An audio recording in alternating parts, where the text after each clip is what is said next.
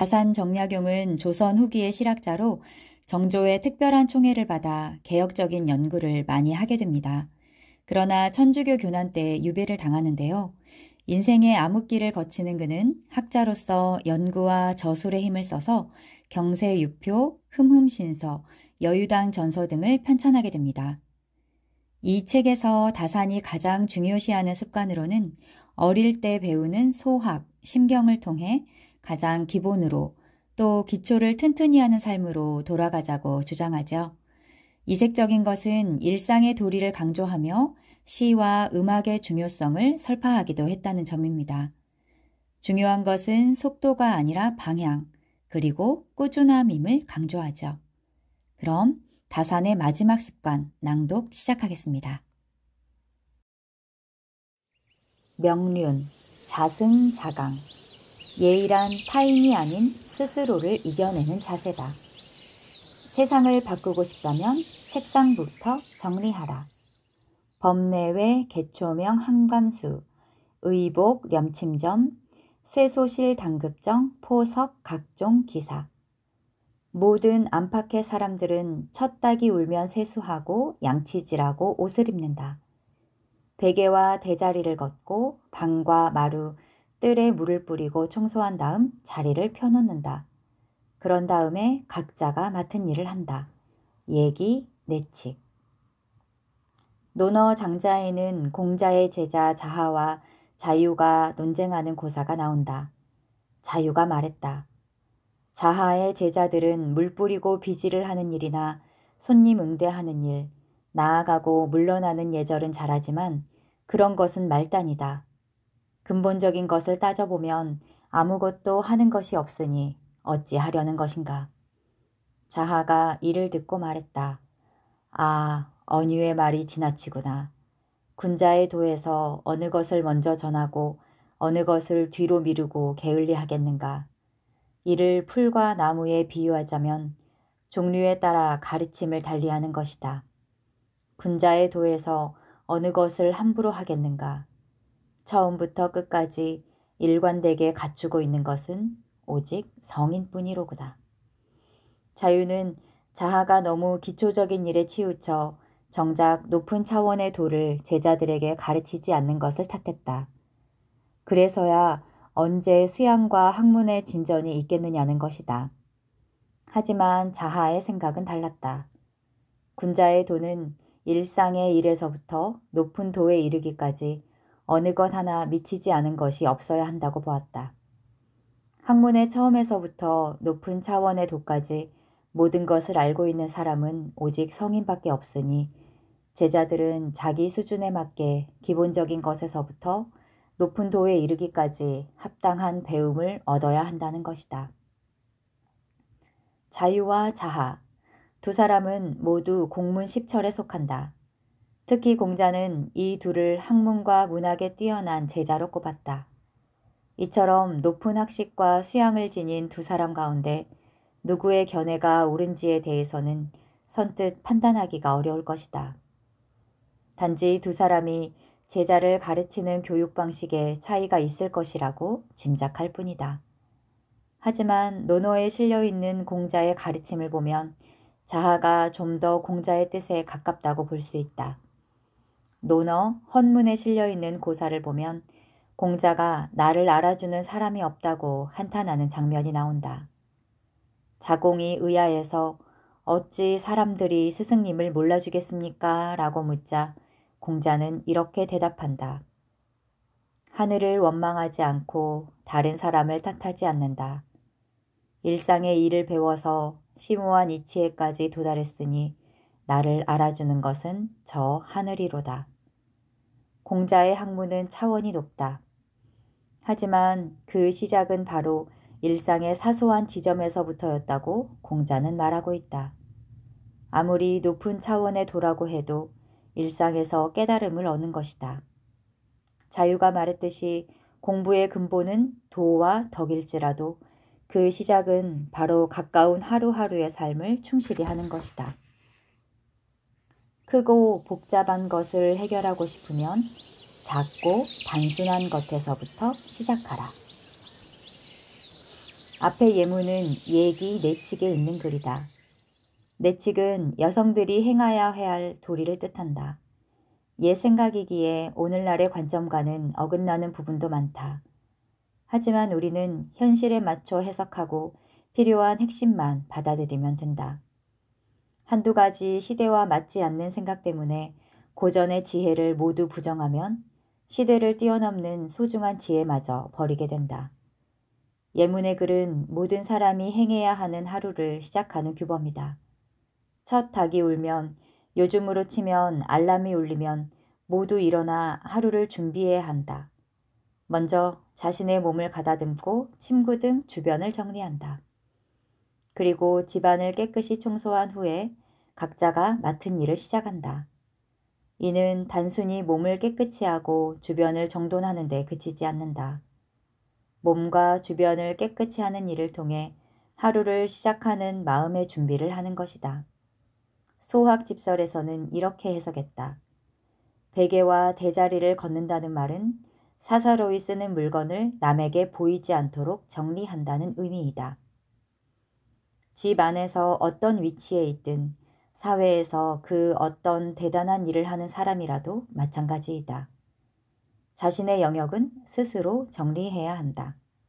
물론 일정한 지위에 오르면 누군가를 시켜서 하는 일들이 생긴다. 특히 사회생활을 하다 보면 지위에 따라서 행하는 일이 정해져 있기도 하다. 그럴 때에는 각자가 주어진 책임에 충실해야 할 것이다. 하지만 사적인 일마저 남을 시켜서는 안 된다. 이렇게 일과 일 밖에 대한 경계가 무너지면 이른바 갑질을 하는 사람이 된다. 그런 사람은 아무리 뛰어난 능력을 지녔다고 해도 인정을 받을지언정 존경을 받을 수는 없다. 조던 피터슨의 12가지 인생의 법칙을 보면 인생의 중요한 법칙 가운데 하나는 세상을 탓하기 전에 방부터 정리하라이다. 의외다.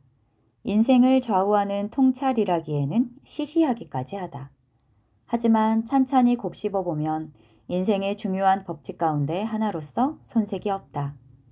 불행이 닥쳤을 때 큼지막하고 먼 데서만 답을 찾는 사람은 그 고난을 이겨내기가 힘들다. 반대로 사소한 지점부터 차근차근 돌아보며 해법을 찾아 나간다면 고난을 이겨낼 가능성이 훨씬 높아진다. 그 시작은 바로 자신의 일을 단순화하고 옳지 않은 것을 중단하고 주어진 일상에 충실하는 것이다. 공자가 말했듯이 그 어떤 높은 이상도 땅에서부터 시작해야 한다.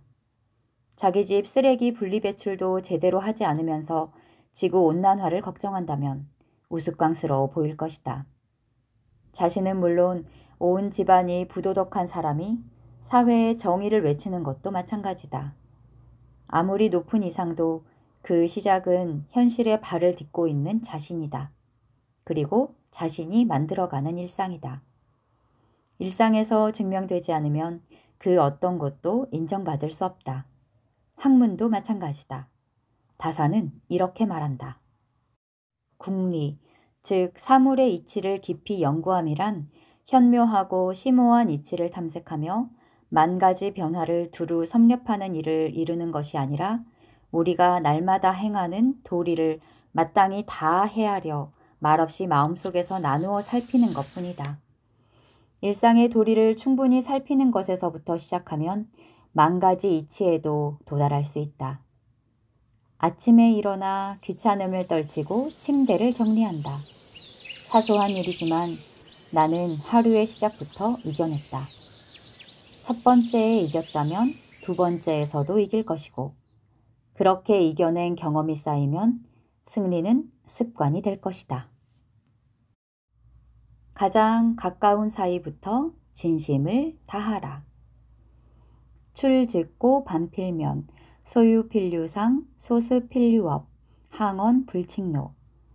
나갈 때는 반드시 알리고 돌아와서는 반드시 얼굴을 비추며 다니는 곳은 반드시 일정해야 하고 익히는 바는 반드시 이름이 있어야 하고 평소에 자신이 늙었다고 말해서는 안 된다. 예기, 공례. 이 구절의 앞에는 이렇게 실려 있다. 무릇 자식된 자의 예는 겨울에는 따뜻하게 해드리고 여름에는 시원하게 해드리고 어두우면 이부자리를 해드리고 새벽에는 안부를 살펴야 한다. 나이든 부모님이 편안하게 생활하도록 보살펴 드리는 것은 당연한 자식의 도리일 것이다. 하지만 이것보다 더 중요한 것이 바로 예문의 구절이다. 바로 부모의 마음이 편하도록 살피는 것이다. 논어에는 공자가 효에 대해 제자들을 가르친 말이 거듭해서 실려 있다. 먼저 자유가 효를 묻자 공자는 이렇게 가르쳤다. 요즘 효라는 것은 부모를 물질적으로 봉양하는 것을 말한다. 그러나 개나 말조차도 모두 어미를 먹여 살리는데 공경할 줄 모른다면 짐승과 무엇이 다르겠느냐. 단순히 먹고 사는 것만 살핀다고 해서 효도가 아니라는 것이다. 자하가 묻자 이번에는 이렇게 대답했다. 항상 밝은 얼굴로 부모를 대하는 것이 어렵다.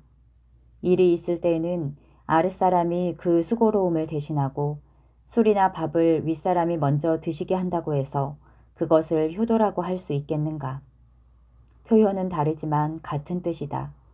겉으로 꾸며 모시는 것이 아니라 부모의 마음을 항상 밝게 해드리기 위해 스스로부터 밝은 얼굴로 대하는 것이 효도라는 것이다. 바로 부모의 마음을 헤아려 그에 합당하게 행하는 것을 말한다. 부모는 오직 자식이 병날까 그것만 근심한다라는 말도 마찬가지다.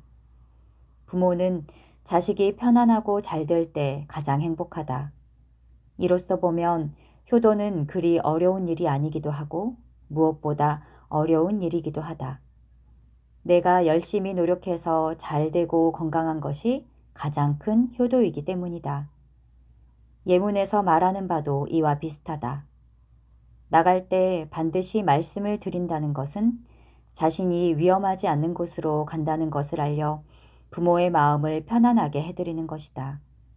다니는 곳은 반드시 일정해야 한다는 것도 같은 뜻이다. 돌아와서 얼굴을 비추는 것은 무사히 귀가했음을 말씀드리는 것이다. 익히는 바에 이름이 있어야 한다는 것은 헛된 일에 빠지지 말고 노력한 만큼 성취를 이룬 모습을 보여드리는 것이다. 자식이 늙었다는 말을 부모 앞에서 해서는 안 된다는 것은 그 말로 인해 부모가 자신의 나이를 자각하고 의기소침해지는 것을 막기 위함이다. 누구나 나이가 드는 것이 세상의 이치이지만 부모들은 자식의 성장을 보고 세월을 느낄 때가 많다.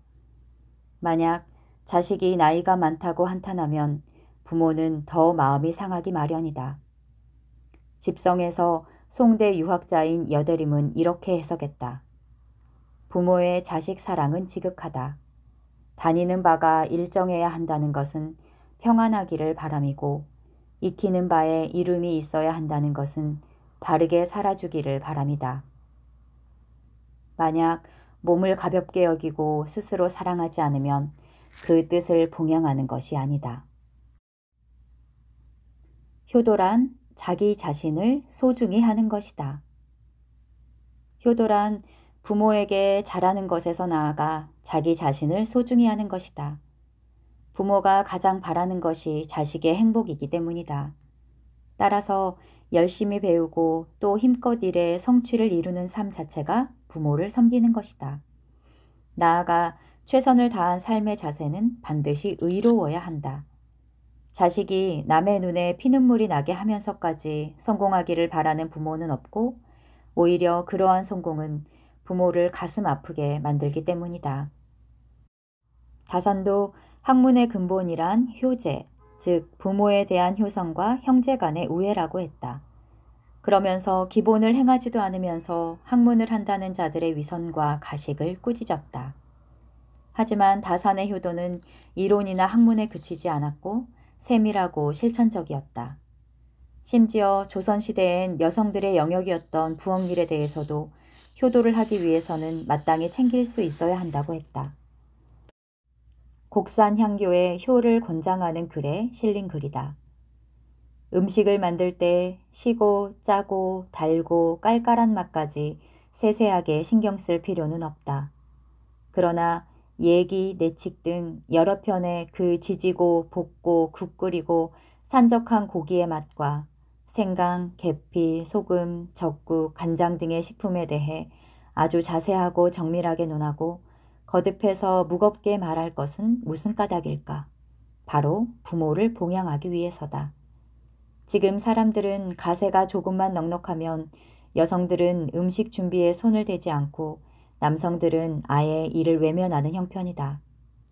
그렇게 전부 봉양을 종들에게 떠넘기고 혹시라도 음식 맛이 제대로 맞지 않으면 종들만 매질하고 타박한다. 이와 같이 하면서도 끝내 자기 잘못을 깨닫지 못하니 이것이야말로 잘못이 아닌가. 부모를 모시는 것과 같은 일상의 가장 기본적인 도리조차 행하지 못하면서 입으로만 하는 공부는 거칠애에 불과하다. 특히 신분이 높아지고 부유해지면 식사와 같은 사소하면서도 귀찮은 지점에 대해서는 무관심해진다. 다사는 그것을 안타까워했다. 그에게 효도란 거창한 것이 아니라 조선시대 당시엔 군자로서 금기시하던 부엌에도 관심을 가지는 사소한 정성이다. 그렇게 부모의 봉양을 직접 챙기는 것이 부모를 향한 자식의 마음이어야 한다. 이렇게 할 때 집안의 다른 사람들도 부모의 음식에 관심을 갖게 된다. 공부의 목적은 지식을 쌓아 출세하는 데 있지 않다. 만약 가족이 굶주리고 아프다면 어떻게든 그 형편에 책임을 질 수 있어야 한다. 그리고 나를 키워준 부모를 봉양할 수 있어야 한다. 배움의 목적은 이처럼 사람답게 사는 데 있다. 하지만 진정으로 공부했다면 이보다 한 걸음 더 나아갈 수 있어야 한다. 바로 부모의 마음을 편안하게 하는 것이다. 그러기 위해서는 우선 내 마음이 편안하고 즐거워야 한다. 그리고 하루하루를 충실하게 살아야 한다. 자식의 행복을 보는 것이 부모에게는 가장 큰 기쁨이다. 우리는 부모가 되고 나서야 너무 늦게 부모의 마음을 깨닫는다. 용기란 삶의 비겁함마저 안아주는 것이다. 부등고 불임심 불구자 불구소. 높은 곳에 올라가지 않으며 깊은 물에 들어가지 않으며 구차하게 남을 비방하거나 웃지 말아야 한다. 얘기, 공례. 맹자는 올바른 도리, 즉 의를 버려야 한다면 차라리 죽음을 택하는 것이 낫다고 했다. 맹자 고자상에는 이렇게 말한다. 물고기도 내가 먹고 싶고 곰 발바닥 요리도 욕심이 나지만 이 둘을 모두 가질 수 없다면 당연히 물고기는 포기하고 곰 발바닥 요리를 택할 것이다. 삶도 내가 바라는 것이고 의도 역시 바라는 것인데 이 둘을 함께 취할 수 없다면 삶을 버리고 의를 택한다. 의와 목숨 둘 다 가지면 좋겠지만 만약 둘 중에 하나를 취할 수밖에 없는 상황이 오게 되면 생명보다는 의를 취하겠다는 말이다. 물론 성인의 경지에 이른 맹자가 했던 말이기에 평범한 우리는 공감할지언정 그런 상황이 닥치지 않기를 바랄 뿐이다. 하지만 맹자도 역시 함부로 목숨을 버리는 것은 올바른 도리가 아니라고 말하고 있다. 운명에 순응해야 하지만 제 맘대로 살고 쉽게 목숨을 버리는 것은 하늘의 뜻에 바르게 순명하는 일이 아니라는 것이다. 맹자 진심상에 실려 있다. 명이 아닌 것이 없으니 그 발음을 순종해 받아들여야 한다. 이런 까닭에 명을 아는 자는 기울어진 돌담 아래에 서지 않는다. 그 돌을 다하고 죽은 자는 바른 명이다. 범죄를 저지르고 죽은 자는 바른 명이 아니다. 삶과 죽음은 모두 천명에 속한 것이기에 순응할 수 있어야 한다. 하지만 목숨은 어차피 하늘에 달렸다고 하면서도 함부로 사는 것은 바른 일이 아니다. 이를테면 위험한 줄 알면서도 기울어진 돌담 밑에 서 있는 것은 용기가 아니라 만용이다. 마찬가지로 올바르게 살지 않고 범죄를 저지르다가 목숨을 잃는 것도 바른 일이 아니다. 사람과의 관계에서도 마찬가지이다. 함부로 남을 비방하거나 비웃으면 원한을 사게 되고 위험에 빠지게 된다. 결국 스스로를 위험에 빠뜨리게 하는 것이다. 앞의 예문에 대해 소학 집회 증주에서는 이렇게 풀었다. 높은 데 올라가지 않고 깊은 물에 들어가지 않는 것은 스스로 위험에 빠지지 않는 것이다. 소 씨는 자식은 이미 마땅히 자신을 낮춰 그 부모를 높이고 마땅히 자신을 소중히 여겨 그 몸을 아껴야 한다고 말했다. 사람은 누구나 위험에 빠지지 않도록 조심해야 하고 특히 부모를 모시고 있는 사람은 자신을 아껴 부모에게 자식을 잃는 슬픔이 일어나지 않게 해야 한다는 것이다.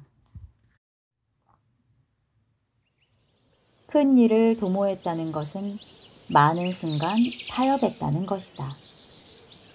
다산의 삶은 험난했다. 젊은 나이에 정조의 총애를 받으며 승승장구했지만 사람들의 시기를 받고 당쟁에 휘말려 죽을 위험에 처하기도 했고 다행히 목숨을 건졌지만 긴 유배 생활을 해야 했다. 비록 의로움을 좇았고 스스로 부끄럽지 않은 삶을 살기 위해 노력했지만 자신을 지키지 못했던 회한이 없지 않았을 것이다.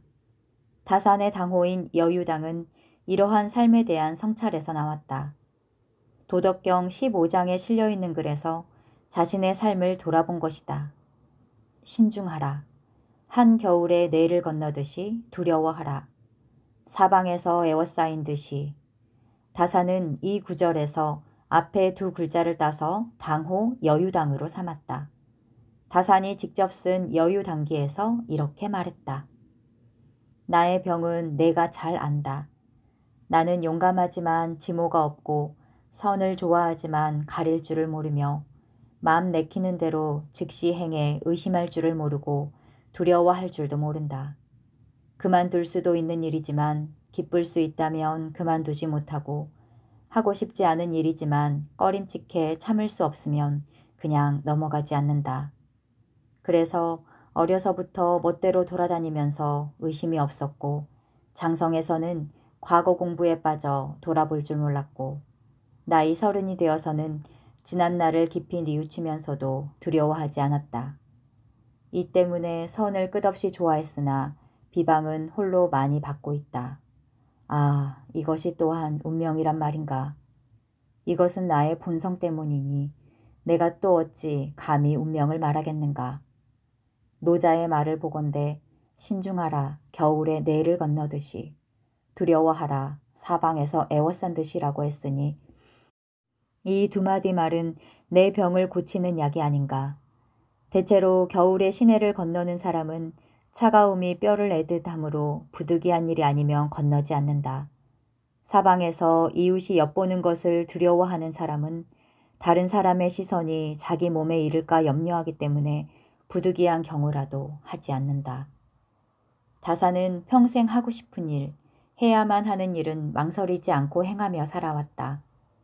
설사 하고 싶지 않은 일이라 해도 잘못된 일, 불의한 일은 참을 수 없기에 두려움 없이 행하였다. 학문을 좋아했기에 쉼없이 공부했고 정의로운 일이기에 남을 비판하는데 주의를 돌아보거나 망설이지 않았다. 하지만 많은 사람의 원한을 사고 비방을 받아 귀양 생활을 하면서 깨닫는 것은 삶은 보다 신중해야 하고 두려운 마음으로 절제해야 한다는 것이었다. 다산은 여유당기의 결론을 이렇게 내렸다. 마음에서 일어나고 뜻에서 싹트는 모든 것은 매우 부득한 것이 아니면 그만두며 매우 부득한 것일지라도 남이 알지 못하게 하려는 것은 그만둔다. 진실로 이같이 된다면 천하에 무슨 일이 있겠는가. 두려움 없이 당당하게 삶을 살아가는 자세는 당연히 필요하다. 굳건한 마음이 없으면 일을 이루기 힘들다. 하지만 천명을 마음대로 할 수 없듯이 삶 자체도 언제나 순탄하지만은 않다. 법과 원칙대로만 이루어지지 않을 때도 많고 때로는 정의롭다고 해서 반드시 승리하는 것도 아니다. 어떤 상황에서도 소신과 믿음을 함부로 굽혀서는 안 된다. 하지만 과감한 결단과 함께 자신을 지킬 수 있는 세심함도 갖춰야 한다. 담대심소. 담대하면서도 세심하게 주위를 살피는 삶의 자세가 필요하다. 큰 일을 이루고 싶다면 더욱 그렇다. 용기란 떨쳐 일어나는 굳센 기운이 아니라 하기 싫은 일을 할 수밖에 없을 때 필요한 힘이다. 살아간다는 것은 죽음보다 무겁고 무섭다. 부모존 불허우 이사. 부모가 살아계실 때는 벗에게 목숨 거는 일을 허락해서는 안 된다. 예기, 공례. 벗우는 손 숫자와 또 우자가 합쳐져 만들어진 글자이다. 또 하나의 손이 되어 나를 돕는 사람이 바로 친구인 것이다. 그리스 철학자 제노는 한 걸음 더 나아가 친구는 또 하나의 자아다 라고 말했다. 모든 것을 아낌없이 함께 나누는 친구는 마치 또 하나의 자신과도 같은 존재라는 것이다. 관포지교는 춘추시대의 제나라의 재상 관중과 포숙의 우정에서 유래된 말이다. 제환공과 대적함으로써 죽을 위기에 처했던 자신을 구해 제나라의 재상으로 추천했던 포숙과의 우정을 두고 관중은 이렇게 표현했다. 나를 낳아준 이는 부모님이지만 나를 알아준 이는 포숙이다. 생아자 부모지 아자포자야.